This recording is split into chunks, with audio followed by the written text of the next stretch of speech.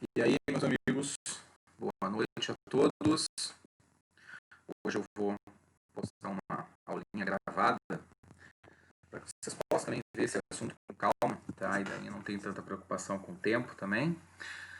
E assim eu já consigo completar essa parte da matéria, tá? Também a demanda está um pouquinho alta, tem algumas lives que eu participo também como coordenador. Então hoje eu vou fazer uma aulinha gravada, não é exatamente a forma que eu gosto de fazer sempre, mas atende ao propósito da mesma forma, e a aula que vem eu tiro as dúvidas com vocês, tá? Bom, pessoal, vamos lá então. Seguinte, terminei a aula passada falando de glicólise anaeróbia, não é? Vimos aqui toda a via, expliquei para você toda a via detalhada, né? Expliquei dos NADs, dos FADs, só para lembrar vocês. Não expliquei ainda o que é exatamente, a gente vai ver na parte aeróbia que a gente vai ver hoje, tá?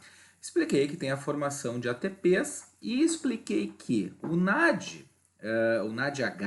é necessário para a reação, e estou ressaltando essa parte por um motivo, é essencial para a reação da segunda fase da glicólise anaeróbia, que é justamente a transformação de gliceraldeído 3-fosfato sendo convertido em 1,3 de fosfoglicerato. Eu disse que para que essa etapa aconteça, é necessário que haja NAD disponível. NAD disponível é um NAD sem o hidrogênio. Por quê? Porque neste processo, o NAD precisa receber este hidrogêniozinho aqui, não é? Nessa etapa de conversão, então, de gliceraldeído 3-fosfato em 1,3 de fosfoglicerato, tá? Catalisado pela enzima gliceraldeído 3-fosfato desidrogenase, tá? Só para vocês entenderem o contexto, não é? Então, o que eu disse? Que esse NADH aqui ele vai ser enviado lá para a mitocôndria, vai participar da produção aeróbia de ATPs, não é? Que eu vou explicar para vocês hoje. Então, o que acontece? Esse NADH aqui, né, o NAD está sendo utilizado para aceitar hidrogênio e o NADH vai ser enviado para dentro da mitocôndria, tá? O que acontece? Se esse NAD não for reciclado, o que é ser reciclado? O NADH vai para dentro da mitocôndria, certo? É reciclado e retorna como NAD novamente sem hidrogênio para ser utilizado mais uma vez na glicólise anaeróbia, não é? Então o que acontece? Se a demanda, ou melhor, a ativação, a utilização da via da glicólise anaeróbia como um todo estiver muito elevada, o que acontece? O consumo desse NAD sem hidrogênio ele vai ser muito alto, não é? Por quê? Porque eu estou formando muito NADH. Por quê? Porque a glicólise anaeróbia vai estar muito ativa. Daí eu expliquei para vocês que neste caso, o que acontece? Nem todo esse NADH que está sendo produzido está sendo reciclado e utilizado lá na mitocôndria. Então o que acontece? Começa a haver digamos assim, uma saturação da via. Porque, em grande parte, está faltando NAD disponível para aceitar hidrogênio e essa etapa aqui ter continuidade. Então, o que acontece? O piruvato lá embaixo aceita este hidrogêniozinho aqui que está ligado ao NAD para reciclar o NAD sem hidrogênio para que ele seja utilizado novamente e a via tenha continuidade. E aí eu tenho como produto o ácido lático. O ácido lático é um produto da reação do piruvato com o NADH, certo? Catalisado pela enzima lactato desidrogenase, né? Que vai formar então o ácido lático. O ácido lático libera esse hidrogêniozinho aqui no ambiente, aumenta a acidez e o resultado final é o lactato que eu consigo medir lá no sangue. Né? Então é por isso que eu expliquei para vocês que quanto maior for a demanda sobre a glicólise anaeróbia em exercícios de alta intensidade, eu começo a partir de determinado ponto, ou seja, a partir de determinada intensidade, eu começo a acumular lactato que eu consigo medir lá na corrente sanguínea. Não é?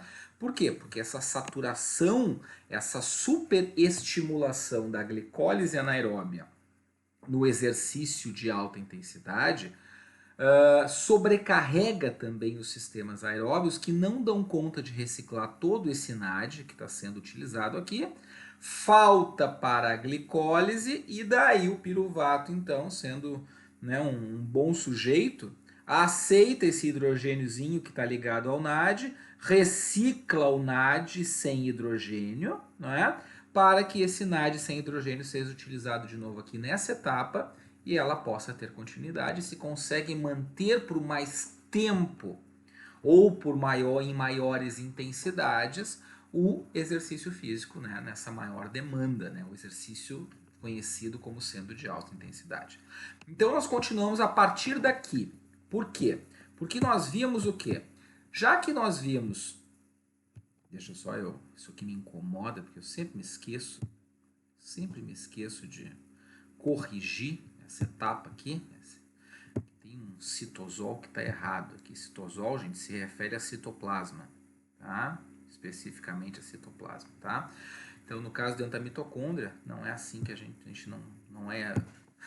dificulta um pouco se a gente chamar dessa maneira, tá? Então, assim, vamos olhar para cá. O que acontece? Aqui tem um resuminho da glicólise que a gente viu agora no slide anterior, tá? E a gente tem o produto final da glicólise, que é o piruvato, não é? Caso não seja convertido em lactato, e os NADHs. Então, o que a gente vai ver agora? Qual é o destino do NADH e qual é o destino dos piruvatos? Porque eu disse que esses dois compostos serão enviados para a mitocôndria para participarem da produção aeróbia, da ressíntese aeróbia de ATP. Não é? Então, assim, vamos ver qual é o destino dessas duas moléculas aqui, para que elas servem. Tá? E aí, eu já mostro também que o processo de oxidação completo da glicose, né, através da glicólise, ele na verdade não para, ele não termina na glicólise, porque o piruvato, que é um derivado desse processo de metabolismo da glicose, ele continua sendo metabolizado de forma aeróbia na mitocôndria. Não é? Então, quando a gente pensa no metabolismo completo da glicose para a ressíntese de ATP, a glicólise é apenas a primeira etapa. Ele vai continuar através do piruvato lá na mitocôndria, bem como os NADHs que são produzidos na glicólise. Tá? Então agora, hoje nós vamos para dentro da mitocôndria, vamos ver o que está acontecendo lá dentro. Tá? E aí eu caracterizo, então, melhor, eu vou trazer para vocês a segunda parte da nossa bioenergética, ou seja, sistemas, onde é que está? Aqui embaixo, sistemas aeróbios de produção de energia. Na verdade, a produção de energia a gente entende como ressíntese do ATP, tá? E aí a gente tem o famoso ciclo do ácido cítrico, ou ciclo de Krebs. Por que recebe esse nome? Porque o professor Krebs, que aqui está, lá na década de, se eu não me engano, agora me falhou, mas se eu não me engano, década de 40 ou década de 50, descobriu algo e mapeou uma via celular de ressíntese de ATP, que ele chamou de ciclo do ácido cítrico, ou ciclo de Krebs, em homenagem ao professor, né, que descreveu, mapeou esse ciclo aqui. Bom, eu mostro essa imagem, vocês devem ter caído da cadeira pensando, nossa, a gente vai ter que aprender tudo isso, que horror. Não é bem assim, tá? O raciocínio que a gente utiliza é o mesmo da glicólise. Eu quero que vocês entendam o processo. Eu já vou simplificar um pouquinho para vocês, tá? Então, assim, o ciclo do ácido cítrico, ele acontece na matriz mitocondrial. O que é a matriz mitocondrial? A matriz mitocondrial é essa partezinha aqui. Vamos pegar outra imagem que é mais fácil para a gente entender aqui. É essa parte interna da mitocôndria. Aqui eu tenho um pedaço de uma mitocôndria, né, cortado ao meio a mitocôndria mais ou menos. Né? Eu tenho uma membrana externa que separa a mitocôndria do resto do citoplasma. Eu tenho a membrana interna da mitocôndria e eu tenho a parte de dentro. E eu estou fazendo aqui o sinalzinho de aspas, né, a parte interna da mitocôndria, bem, digamos assim, no centro da estrutura mitocondrial, que é chamada de matriz. Não é? A matriz mitocondrial é como se fosse o centro da mitocôndria e muitas reações metabólicas acontecem aqui. Uma delas, e a principal talvez, seja o próprio ciclo de Krebs, vai acontecer aqui dentro, tá? Ou seja, já faz parte do processo aeróbio de ressíntese de ATP, ou seja, dependente de oxigênio, tá? Então vamos olhar para dentro da mitocôndria e vamos ver o que é o ciclo de Krebs. Onde é que nós estamos aqui? Tá? Então vamos dar uma olhadinha aqui. Bom, o ciclo de Krebs, gente, assusta um pouquinho. Por que isso aqui está assustando vocês? Reparem que nessa imagem, reparem até está em inglês isso aqui. O que acontece? Aqui tem todas as etapas do ciclo de Krebs e essas estruturas aqui, esses arranjos moleculares, são realmente os arranjos moleculares das estruturas, ou melhor, dos intermediários do ciclo de Krebs, que compõem, né, cada uma das etapas do famoso ciclo de Krebs. Tá? Eu não quero que vocês se preocupem com isto. Por quê? Porque eu não quero que vocês nem aprendam, decorem os nomes das etapas, tá? Não é esse o objetivo, certo? E nem a parte bioquímica no sentido da reação metabólica catalisada por uma enzima. Eu quero que vocês entendam o processo, assim como eu expliquei o processo da glicólise anaeróbia. Então assim, ó, eu vou colocar dessa forma, que ela é mais complexa, digamos assim, mais completa também, e depois eu trago uma versão mais simplificada. Mas eu quero que vocês identifiquem algumas coisas que a gente já viu, tá? Se vocês olharem o começo dessa via, desse ciclo, bem aqui em cima eu tenho algo escrito que todo mundo ouviu nas aulas anteriores, na aula anterior especificamente, e eu mencionei hoje de novo. O piruvato, está escrito em inglês, mas dá para entender, né? A única diferença da palavra em português é que ao invés de um I é um Y. O piruvato que está vindo da onde? O piruvato que vem da glicólise, que veio lá do citoplasma da célula, onde aconteceu a glicólise anaeróbia, não é? Lembra que eu falei para vocês que 2 piruvatos são produzidos na glicólise anaeróbia, ou seja, para cada molécula de glicose que entra na glicólise anaeróbia, não é? Lá no citoplasma, 2 moléculas de piruvato são produzidas. Eu disse que esses piruvatos vão para a mitocôndria para serem metabolizados no ciclo de Krebs. Então tá aqui o piruvato. Reparem que eu coloquei só um aqui por enquanto, tá? Mas tudo que eu mencionar aqui vocês vão multiplicar por 2. Por quê? Porque 2 piruvatos são produzidos na glicólise anaeróbia. Então isso aqui acontece 2 vezes porque 2 piruvatos estão entrando. Tá? Vamos dar uma olhadinha o que faz o piruvato, tá? Bom, o piruvato, ele vai passar por um processo de metabolização, tá? Que vai formar uma série de intermediários como parte do processo de oxidação da glicose que começou lá na glicólise, lá no citoplasma da célula. Então assim, eu vou chamar a atenção de vocês para o que é importante que a gente tire disso aqui tudo. Lembra que a gente está pensando em metabolismo, certo? Metabolismo de nutrientes, que é parte do processo necessário para a ressíntese do ATP. Esse é o objetivo. E pensem o seguinte, que sempre que isso aqui é parte do nosso metabolismo que produz, então, extrai energia dos alimentos para manter as nossas funções celulares, consequentemente para nos manter vivos, certo?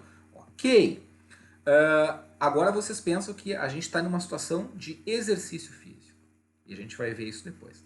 O que significa? Que eu apenas estou tornando todas essas vias muito mais ativas para atender a demanda metabólica, que é muito maior quando eu estou fazendo o exercício, né? E esse estímulo dessas vias vai ser proporcional à intensidade do exercício físico, certo? Então vamos lá. O que a gente tem até agora? Bom, a gente tem 2 piruvatos que foram produzidos lá na glicólise e agora estão aqui dentro da mitocôndria, não é? E nós temos também 2 NADHs, igual a esse que já está sendo produzido aqui também no ciclo de Krebs, que foram produzidos também na glicólise, que também vêm para a mitocôndria, mas vão ser utilizados em um outro momento. Por enquanto, a gente deixa desses dois NADHs produzidos na glicólise, a gente deixa de lado, tá? Vamos falar só do piruvato. Bom, o piruvato vai entrar, então, na mitocôndria, vai lá para o meio, lá na matriz mitocondrial, aonde tem, então, acontecendo o ciclo de Krebs. E esse piruvato vai passar por um processo metabólico, ele vai ser metabolizado seguindo o mesmo objetivo, que é ressintetizar ATP ou formar componentes, moléculas, que vão então ser responsáveis por essa formação de ATP, que é o caso do piruvato. Assim como o piruvato tinha esse objetivo, ele vai passar pelo ciclo de Krebs, e o ciclo de Krebs vai metabolizar o piruvato para continuar este processo, sempre enxergando um horizonte lá na frente que é ressintetizar ATP. Agora a gente vai falar dos sistemas aeróbios de ressíntese de ATP. Então vamos lá. Bom, o que acontece? Reparem que o piruvato, quando ele entra na matriz mitocondrial e adentra, ou melhor, quando ele começa a ser processado neste ciclo chamado ciclo de Krebs, vamos dar atenção para o que é formado a partir deste processo de metabolismo do piruvato, tá? Então tá aqui o piruvato entrando aqui no meu ciclo de Krebs, né? Começando a ser metabolizado no ciclo de Krebs. Bom, o piruvato imediatamente, para ele passar pelo ciclo de Krebs, ele precisa ser transformado em um outro composto chamado acetil-CoA. O acetil-CoA é a forma pela qual os nutrientes adentram, ou melhor, são metabolizados no ciclo de Krebs. Quando eu falo do acetil-CoA que está vindo lá do citoplasma, ou seja, do acetil-CoA que é derivado do piruvato, que foi produzido lá na glicólise anaeróbia, então eu tenho um acetil-CoA que é formado a partir do piruvato, que é oriundo do metabolismo da glicose. Eu vou falar para vocês também, como parte dos sistemas aeróbios, a oxidação de ácidos graxos, ou seja, de gorduras. Que daí, no caso, esse acetil-CoA, ele vai derivar de um intermediário, de um produto final da oxidação do ácido graxo. Né? Quando a gente for falar de lipólise, daí eu vou explicar para vocês que a gordura também passa pelo ciclo de Krebs, tá? Mas esse acetil-CoA, que é a forma de entrada no ciclo de Krebs, já não vem do piruvato, vem de um outro composto derivado da gordura, tá? A gente vai ver quando a gente chegar lá. Bom, então assim, estamos no ciclo de Krebs, piruvato, que veio da glicólise, é transformado em acetil-CoA. O acetil-CoA vai passar por uma série de reações, mesma logística que vocês entenderam lá para a glicólise. O acetil-CoA é transformado em citrato, que é transformado em aconitato, isocitrato, oxalosucinato, alfa-cetoglutarato, succinil-CoA, succinato, fumarato, malato e oxaloacetato. Ok. Bah, que horror, Marcos, que confusão. Calma, não se preocupem com isso. Eu só estou mostrando que, assim como a glicose passa por uma série de processos catalisado por enzimas, se vocês reparem que eu tenho aqui escrito em vermelho, nessa cor mais clarinha aqui, o nome das enzimas que catalisam cada uma das transformações, eu tenho aqui a conitase, eu tenho isocitrato deshidrogenase, eu tenho alfa-cetoglutarato deshidrogenase, enfim, eu tenho uma enzima para cada um desses processos, tá? Então, eu não vou me ater a estes detalhes, assim, do que uma molécula é transformada em outra a partir da ação de uma enzima, porque é a mesma lógica que a gente viu lá para a glicólise. Eu não estou preocupado com isso. O que eu quero dizer que eu não estou preocupado com isso? Eu não quero que vocês conheçam esses nomes no sentido de saber esses nomes de cabeça. Não é isso, tá? A minha preocupação é entender o processo, assim como a gente viu lá para a própria glicólise, tá? Então, assim, vamos ver o que o ciclo de Krebs de fato produz, que é isso que nos interessa. O ciclo de Krebs, então, pegando esse piruvato que veio da glicólise, vai formar acetil-CoA e o acetil-CoA vai passar por todas essas etapas que eu citei para vocês aqui agora. Pois bem, esse acetil-CoA, passando por todas essas etapas, vai produzir alguns intermediários que serão utilizados, continuarão sendo utilizados para a produção, ou melhor, para a ressíntese do ATP. Eu vou destacar isso para vocês agora. Bom, aqui eu tenho, circulei para vocês aqui, o que realmente é importante, tá? Então, o piruvato, quando passa por todo esse processo de metabolismo, ele vai produzir alguns compostos. O primeiro deles, todo mundo já conhece aqui, ó, o NADH. Repare que o NADH que foi produzido lá na glicólise também vai ser produzido, e nós vamos somar tudo isso no final, também vai ser produzido no ciclo de Krebs.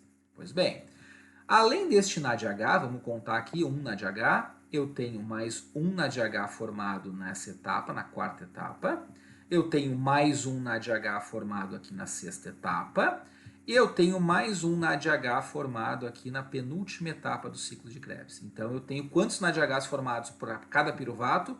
1, 2, 3 e 4, certo? Eu tenho 4 NADHs derivados de um piruvato.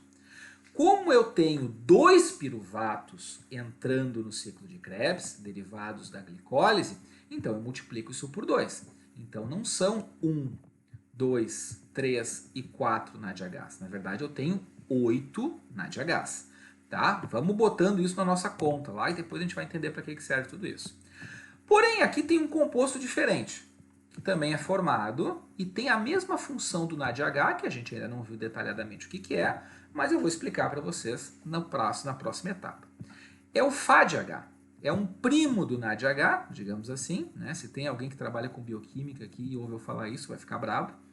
Mas enfim, para fins de entendimento, tentando ser o mais didático possível, para explicar a bioquímica, ser didático da forma que a bioquímica me permite, eu tenho, então, um primo do NADH, que é o FADH, não é? O NADH significa o quê? Nicotinamida, adenina de nucleotídeo reduzida, porque tem o hidrogênio. O FADH significa flavina, adenina de nucleotídeo reduzida, porque também tem o hidrogênio, certo? Beleza, então, o que o ciclo do ácido cítrico até o momento, derivado de um piruvato, me rendeu? 4 NADHs mais um FADH. Ou seja, porém, eu tenho que considerar, né, que eu tenho 2 piruvatos, como eu disse antes, então eu tenho 8 NADHs e 2 FADHs. Lembrando que eu multiplico tudo por 2, tá? Também tem um outro composto, que é muito semelhante ao ATP. O ATP, né, que a gente já viu o que significa, o ATP, né, a nossa moeda energética, que é o GTP. O GTP também é uma molécula energética. Não é uma molécula energética que eu posso utilizar de forma intercambiável, digamos assim, como sendo também um composto energético, como se fosse o próprio ATP. Tá? Então a gente tem aqui, a gente pode até considerar, alguns já consideram isso como sendo um ATP. Tá? Mas a gente não vai entrar também nesses detalhes, esses detalhes bioquímicos. Então assim, o que eu sei já a partir daqui? Que eu tenho 2 piruvatos oriundos da glicólise. Eu até vou riscar tudo aqui, eu gosto de riscar bastante a tela, como se eu estivesse no quadro negro. No quadro, então assim, eu tenho 2... Opa, peraí, ficou ruim aqui. 2 vezes o piruvato, certo? Se eu tenho 2 piruvatos, eu tenho também 2 vezes tudo que está sendo produzido aqui. Então eu contei para cada piruvato quantos NADs? 1. Deixa eu pegar de novo aqui meu laser. Para cada piruvato, 1 NAD, 2 NADs, 3 NADs, 4 NADs. Multiplicado por 2, então eu tenho o quê? Vamos lá. 8 NADs. NADH, reduzido. E eu contei também aqui que eu tenho a formação de um FAD, não é? Aquele primo do NAD que eu ainda não vi para que serve. Né? Para cada piruvato, um FAD. Como eu tenho 2 piruvatos, 2 FADs. Vamos lá aqui, vou botar aqui 2 FADHs, ok? Legal. É o que eu tenho até agora, não é? Ah, mas eu também tenho mais uma coisa aqui, olha só. Eu tenho o GTP, que eu boto como equivalente ao ATP. Para cada piruvato. 2 piruvatos, então eu tenho 2... aqui embaixo, GTPs, ou ATP. Vamos chamar dessa forma para simplificar. Esse é o produto do meu ciclo de Krebs considerando uma glicose que entrou lá na minha glicólise, lá no citoplasma, fora da mitocôndria, não é? Que produziu 2 piruvatos. Pois bem, os 2 piruvatos vêm para o ciclo de Krebs e meu produto final é esse aqui. 8 NADHs, que eu não vi para que serve ainda, 2 FADHs, primos do NAD, que eu também não vi para que serve, e 2 ATPs. Esse é o rendimento do meu ciclo de Krebs. Quando perguntar para você para que serve o ciclo de Krebs, bom, o ciclo de Krebs é um sistema enzimático de metabolismo de nutrientes alimentares para a produção, ou melhor, que faz parte do processo aeróbio de ressíntese da nossa moeda energética, que é o ATP. Se eu coloco a pessoa para fazer exercício físico, este processo é aumentado, é acelerado muitas vezes. Porém, tem uma forma um pouco mais simplificada da gente ver o ciclo de Krebs. Eu fiz questão de mostrar mais complexa para vocês olharem essa imagem aqui agora e terem até um certo alívio. Porque o que eu me preocupo que vocês entendam daqui? Eu sempre explico o todo, mas eu estou preocupado que vocês entendam a parte fisiológica e não a bioquímica, tá? Então eu tenho aqui um ciclo de Krebs simplificado. Está tão simplificado que eu até tenho que complementar ele, né? Eu tenho aqui os meus 2 piruvatos, certo? Que eu disse para vocês que vem lá da glicólise, não é? Que são transformados em acetil-CoA, não é? E forma aqui, para cada 2 piruvatos, 2 NADHs, não é isso? Então, o que eu tenho aqui? Reparem que eu tenho o mesmo ciclo de Krebs, bem mais simplificado, tá? Pô, Marcos, por que não mostrou isso antes, né? Não, porque a gente tem que primeiro ver o todo, né? Ver o que significa cada coisa. Depois a gente vê a parte mais simplificada. Pois bem, então os meus 2 piruvatos vão formar acetil-CoA, não é? Então, para cada acetil-CoA, derivado de cada piruvato, eu tenho 1, 2, 3, 4 NADHs e um FADH mais um ATP, certo?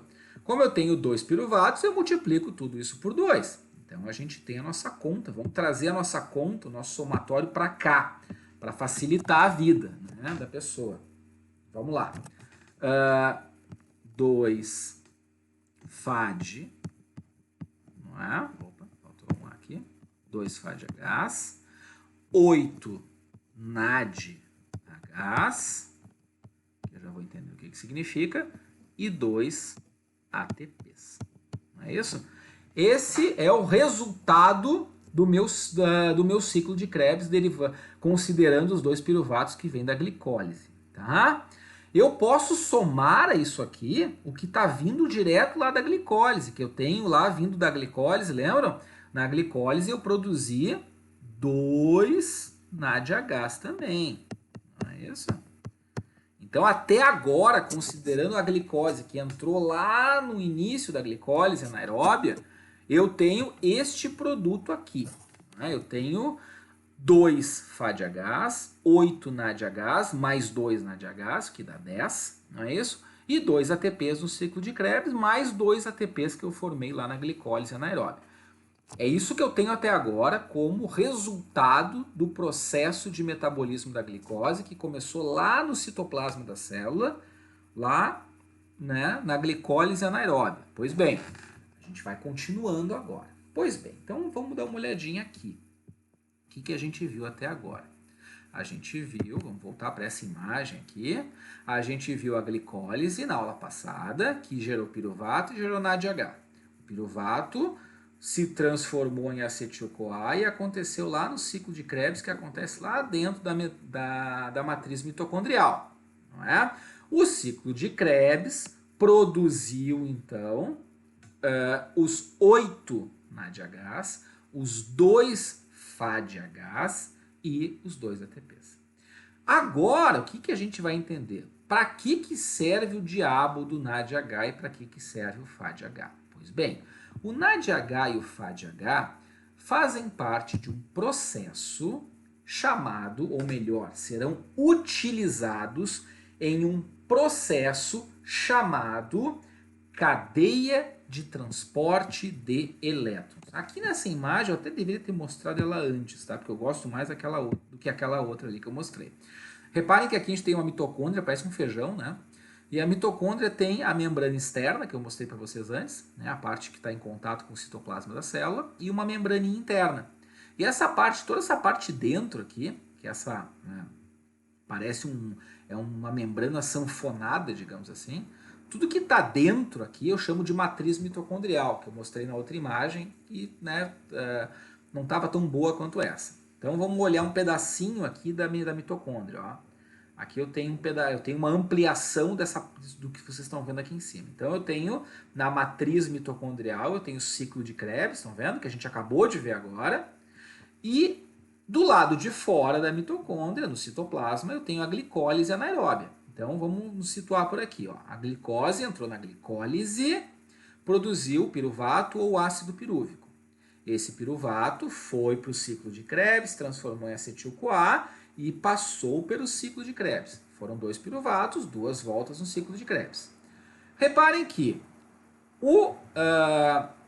a glicólise anaeróbia produz NADH que vem para a mitocôndria. O ciclo de Krebs produz NADH, não é isso?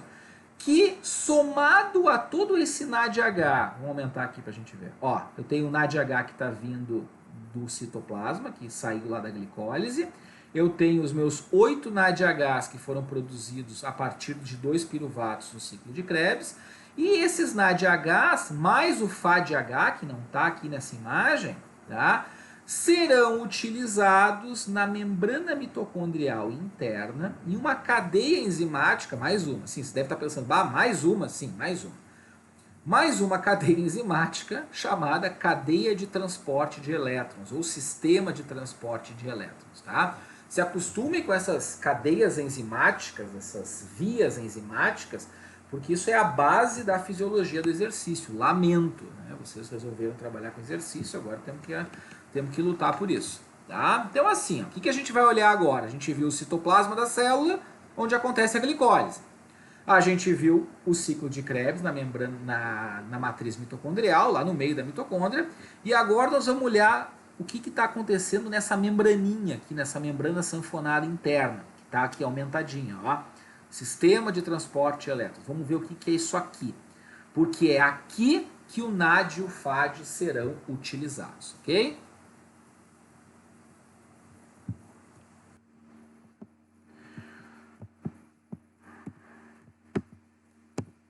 Vamos lá. Aqui, gente, olha que legal, mais uma via enzimática. Bom, essa aqui é mais simples, tá, gente? É mais simples por quê? Porque ela é mais curta, não é? Mais simples. Ela não tem tantas reações, mas a ideia é exatamente a mesma, tá? E tentem entender tudo como uma coisa só. Começa lá na glicólise e vai terminar aqui na cadeia de transporte elétrico, tá? Pois bem, essa membrana que vocês estão vendo aqui, isso aqui, para quem não sabe, é uma membrana. Isso aqui é o que circunda as nossas células e as nossas organelas celulares, que são os órgãos das células, né, de forma simplificada, tem em sua volta também uma membrana tipo essa aqui. Tá? A mitocôndria tem essa membrana tanto externa quanto interna, ou seja, lembrando aqui, ó, a mitocôndria tem uma membrana do lado de fora e tem uma membrana sanfonada do lado de dentro. Pois bem, a composição dessas membranas é essa aqui. É uma membrana que é feita com base em lipídios, na verdade de fosfolipídios. Tem uma grande parte, resumindo, tem uma grande parte composta por gordura. Tá? Por isso que serve como um isolante entre a célula, ou no caso aqui a organela, e tudo que está em volta. Tá? Então aqui, o que nós temos aqui? Nós temos na membrana mitocondrial interna também um sistema enzimático, né? Que surpresa, né? Só do que esse cara fala. Pois bem, nós temos um sistema de proteínas, então, enzimas, que é capaz de utilizar esse NAD e esse FAD, certo? Olha o NAD que veio da glicólise e veio do ciclo de Krebs, estão vendo aqui? Pois bem, olha o FAD que veio do ciclo de Krebs, estão aqui, né? Pois bem, reparem que aqui na cadeia de transporte de elétrons, o NAD perde esse hidrogênio, tá vendo? e recicla o NAD, né, o NAD reduzido, que é o NAD com hidrogênio, recicla o NAD livre do hidrogênio. O FAD é a mesma coisa. Por que isso acontece? Porque esse NAD vai ser utilizado novamente aqui. Ó, tá vendo aqui o NAD sendo necessário, né, para que a via tenha continuidade? Pois bem, aonde mais? Onde é que tá? Onde é que tá? Onde é que tá? Aqui, ó, eu preciso de um FAD aqui, não preciso para o ciclo de Krebs ter continuidade? Assim como eu preciso dos NADs para que o ciclo de Krebs aconteça. Preciso do NAD para que a glicólise aconteça. Quando eu junto o NAD com o hidrogênio, eu estou utilizando esse NAD. Pois bem, a cadeia de transporte de elétrons vai reciclar o NAD, tá certo? E vai reciclar o FAD. Porque o interesse da cadeia de transporte de elétrons é esse elétron de hidrogêniozinho que está aqui junto com o NAD e com o FAD. Esse é o interesse da cadeia de transporte de elétrons. Então o que acontece? Depois que o NAD liberou o hidrogênio, ele pode ir embora. Volta lá para o citoplasma, volta para a matriz mitocondrial e vai ser utilizado de novo. O FAD da mesma forma. Tá? Então o que acontece? NAD e FAD exerceram as suas funções, que é entregar os elétrons de hidrogênio. Pois bem, esses hidrogênios vão ser todos bombeados para um espaço entre as membranas que eu chamo de espaço intermembranas. Tá? Que espaço é esse? Esse espacinho aqui, ó, tá vendo? Tem a membrana interna, tem a membrana externa. Isso que fica entre as duas membranas é chamado de espaço intermembranas. Tá vendo? Aqui dá para ver melhor. Ó. Membrana externa, membrana interna, onde acontece a cadeia de transporte de elétrons. E aqui é o espaço intermembranas. Tá? Pois bem. Aí, então, o que acontece? Todo esse hidrogênio que está sendo trazido pelo NAD, pelo FAD, que é coletado lá na glicólise, no ciclo de Krebs, são enviados para esse espaço intermembranas. E esses elétrons vão todos sendo passados da primeira etapa para a segunda, para a terceira, e essa passagem desses elétrons, vai fazer com que haja um acúmulo desse hidrogênio aqui no espaço intermembrana. O que acontece? Vai ter um monte de hidrogênio acumulado aqui no espaço intermembrana, certo? Isso vai gerar o quê? Vai fazer com que esse espaço fique saturado de hidrogênios, digamos assim. Fica um monte, claro, o NAD vem aqui e larga hidrogênio, o FAD vem aqui e larga hidrogênio. Pois bem, esses hidrogênios vão se acumular aqui. O problema é que não pode haver um acúmulo muito grande desses hidrogênios. Então, o que acontece? Esse monte de hidrogênio aqui, acumulado aqui no espaço intermembrana, vai gerar o quê? Uma energia que favorece o extravasamento desse hidrogênio que está aqui acumulado para o outro lado. Isso é energia química, não é? Esse acúmulo de hidrogênio gera um potencial químico que é pura energia. É como um moinho, não é? O que o moinho faz? Passa água lá no moinho, gira a roda do moinho, isso é energia. Aqui o que está acontecendo? Eu tenho essa energia que está acumulada por esse monte de hidrogênio que está acumulando aqui. O que acontece? Isso é energia química. E aqui eu tenho, aqui na minha última etapa, ó, 1, 2, 3, 4, aqui na minha última etapa, reparem que o hidrogênio extravasa, não é? O hidrogênio extravasa desse espaço onde está acumulado, no espaço intermembranas da mitocôndria, ele extravasa nessa proteína, e essa proteína aqui age quase como um moinho. Ou seja, cada vez que essa energia que está acumulada no espaço intermembrana, ela é utilizada para que esse hidrogênio se extravase, então, vaze, digamos assim, né? Literalmente, porque está acumulado de um lado, ele vaza para o outro. Por quê? Porque a energia química que está contida nesse acúmulo de hidrogênio favorece que isso aconteça. Pois bem, essa energia que está se acumulando com o hidrogênio é a energia necessária para que essa proteína haja quase como um moinho. Estou fazendo uma analogia com um moinho, mas é mais ou menos isso. Essa proteína vai ser capaz de pegar o ADP mais o fosfato inorgânico, utiliza a energia potencial do hidrogênio, não é? Com essa proteína aqui, que vai juntar mais uma vez o ADP e fosfato inorgânico para formar o ATP. Aqui, ó. De onde é que vem o ATP? De onde é que vem o ADP mais o fosfato inorgânico? Vamos relembrar. Olha aqui, ó. Deixa eu voltar lá para o início do que a gente discutiu aqui. Olha só, o sistema da creatina fosfato está fazendo o quê? Ressintetizando ATP. Por quê? Porque se eu estou aumentando a demanda metabólica, eu estou quebrando muito ATP. É esse processo aqui, não é?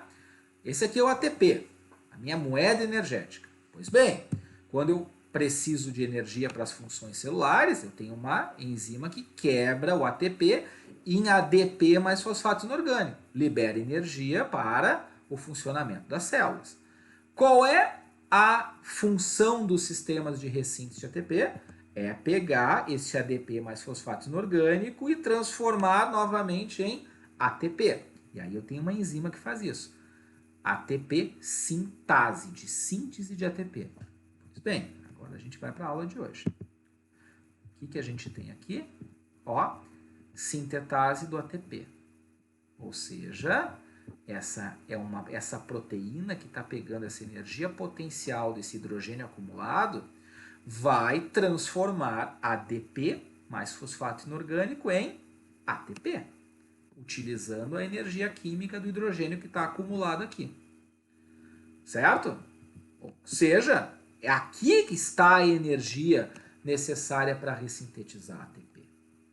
Ok? Então, assim, ok.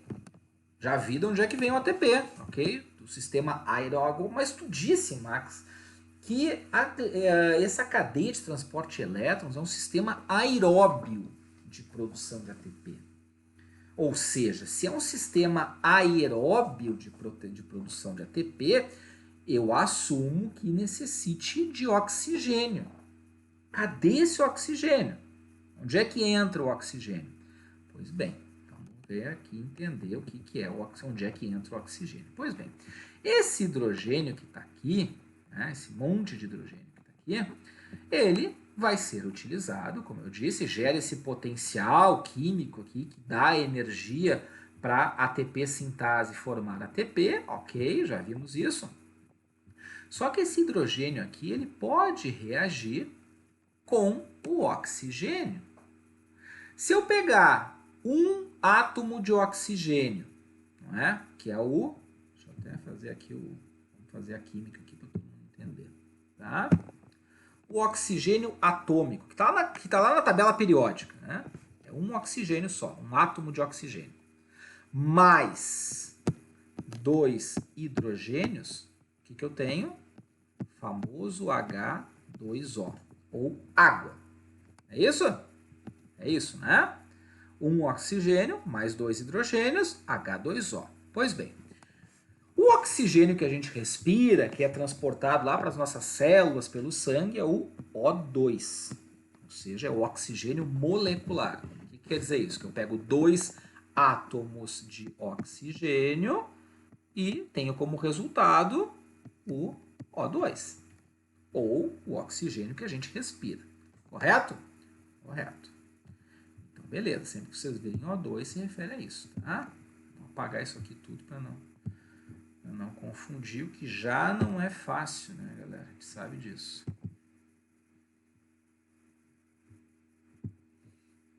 Vamos lá. Pois bem, o que está acontecendo aqui? Eu pego 2 hidrogênios, tá vendo aqui? Eu pego 2 hidrogênios, somo com meia molécula de oxigênio. O que significa meia molécula de oxigênio? É aquele O mais O que eu mostrei para vocês ali antes. Ou seja, é que pegar uma molécula de oxigênio, que é o resultado da soma de 2 átomos de oxigênio, e quebrá-la ao meio. Ou seja, eu pego um oxigênio mais 2 hidrogênios e eu tenho o famoso conhecido H2O, a água, não é? Então, o que acontece? Esta água aqui, que está sendo formada pelos sistemas aeróbios de ressíntese de ATP, faz parte do processo de utilização do NADH e do FADH, que tem a sua função de botar hidrogênio no espaço intermembranas, não é?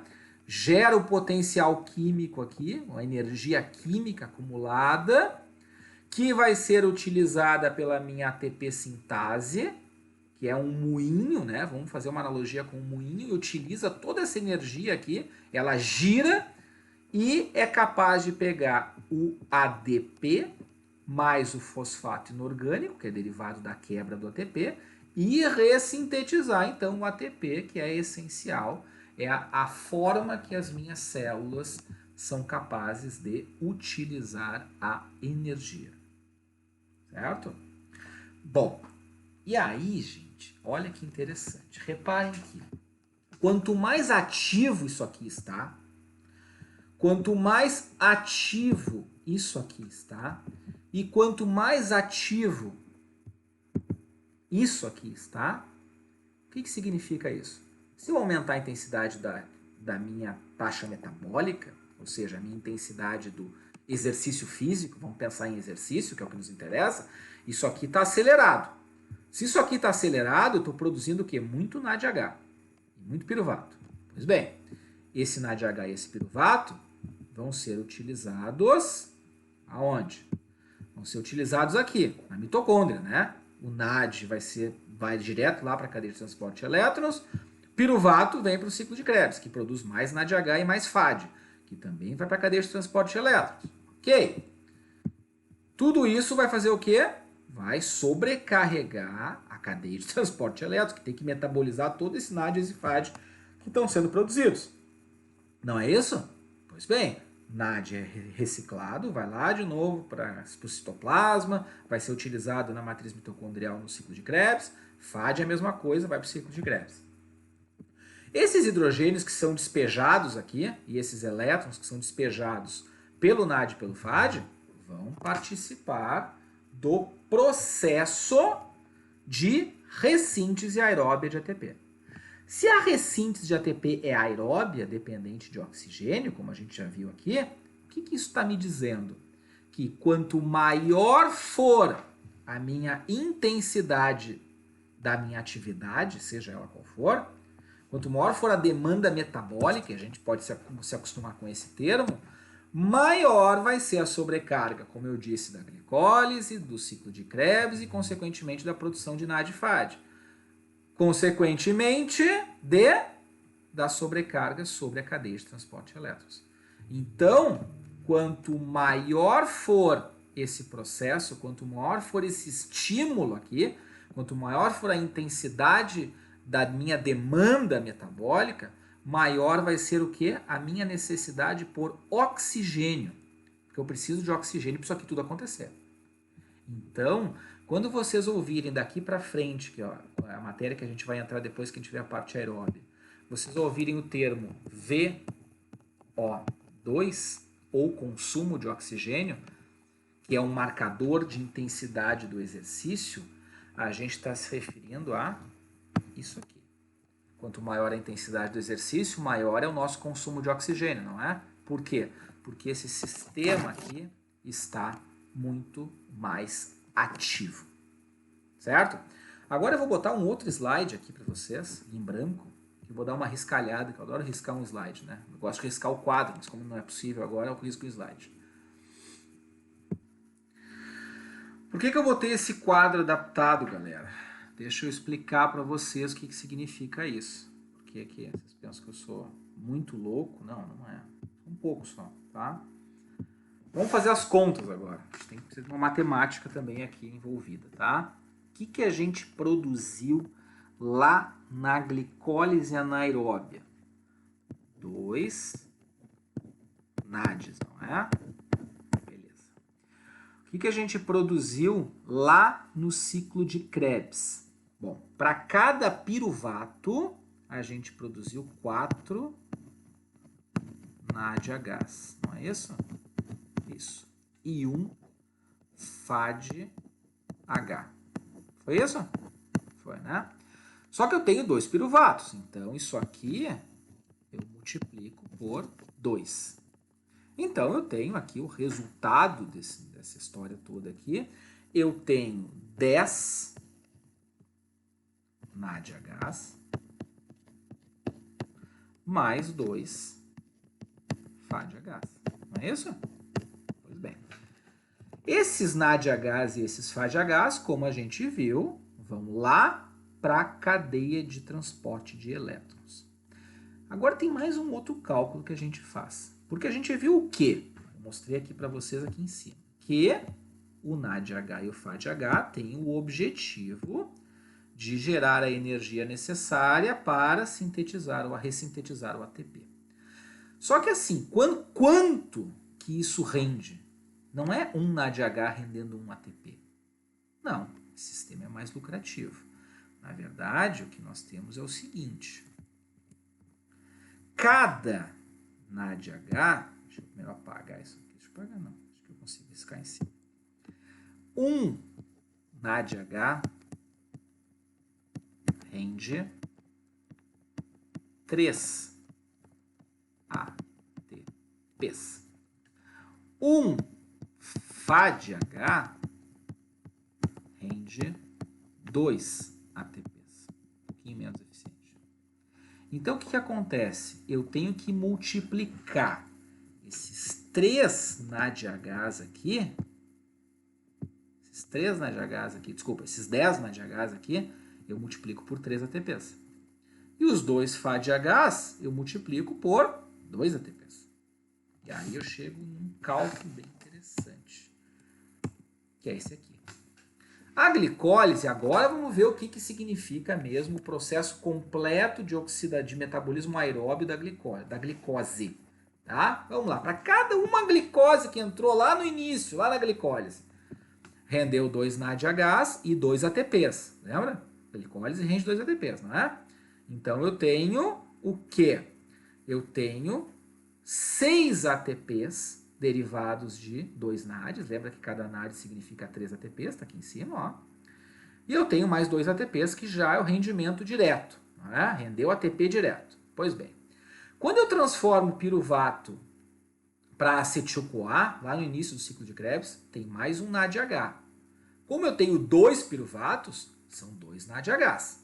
Logo, mais 6 ATPs. Pois bem. Lá no ciclo de Krebs, eu produzo mais 3 NADHs, não é isso? Só que eu tenho 2 piruvatos. Então, são 6 NADHs. 6 vezes 3, 18 ATPs. E o FADH aqui me rende apenas 2 ATPs cada. Só que eu tenho 2 FADHs. Então, o que eu tenho aqui? Não é? Eu tenho 2 FADs. Por quê? Porque eu tenho 2 piruvatos. Cada FAD rende 2 ATPs, 2 FADs, 4 ATPs. E eu tenho um ATP que é formado para cada volta no ciclo de Krebs. O ATP que é formado diretamente lá naquela forma de GTP, lembra? Tenho 2 piruvatos, então eu tenho 2 ATPs. Rendimento direto. Pois bem, agora vamos fazer o cálculo final. Passar a régua para ver o que rendeu esse troço. Pois bem, o que eu tenho? Eu tenho, somando os 2 NADs da glicólise, mais os 2 NADs da transformação do piruvato em acetil-CoA, mais os 6 NADs dos 2 piruvatos no ciclo de Krebs e os 2 FADs dos 2 piruvatos no ciclo de Krebs. Somo tudo isso, quanto é que rende? 34 ATPs. Reparem como a parte aeróbia rende muito mais do que a parte anaeróbia, né? Se eu somar tudo isso, o que eu tenho? 38 ATPs para uma glicose. Esse é o rendimento do metabolismo aeróbio completo da glicose, tá? Ou seja, somando a parte aeróbia com os 2 da glicólise anaeróbia, eu tenho 38 ATPs. Vocês pensam, mas rende bastante, né? Pois bem, esperem agora que eu vou explicar para vocês na próxima aula a parte de oxidação de gorduras. Daí vocês vão ver realmente o que é rendimento de ATPs. Certo, gente? Eu sei que parece difícil, mas tentem dar atenção às informações que eu estou passando e não à parte bioquímica. E tentem entender o contexto fisiológico que eu quero que vocês entendam, que é o quê? É aquele contexto onde eu entendo a parte do consumo de oxigênio como essencial para o processo, tá? O que significa a formação de ácido lático? Para que ele é formado? Ele é ruim ou é bom? Se eu aumento a taxa de utilização da glicólise, eu estou sobrecarregando também o sistema aeróbio. Por quê? Porque isso nos permite entender do ponto de vista bioenergético o que significa o treinamento que a gente prescreve. Certo? Vou discutir com maiores detalhes com vocês na próxima aula, onde eu vou fazer ao vivo de novo, obviamente, como é o padrão, tá? Vou discutir, dar uma revisada rápida sobre isso aqui. É importante que vocês assistam essa aula e entendam. Eu coloquei também um texto lá, um material em texto, que é para um material complementar, para vocês entenderem bem essa parte. Certo, gente? Um abração para todos, se cuidem e nos vemos na semana que vem.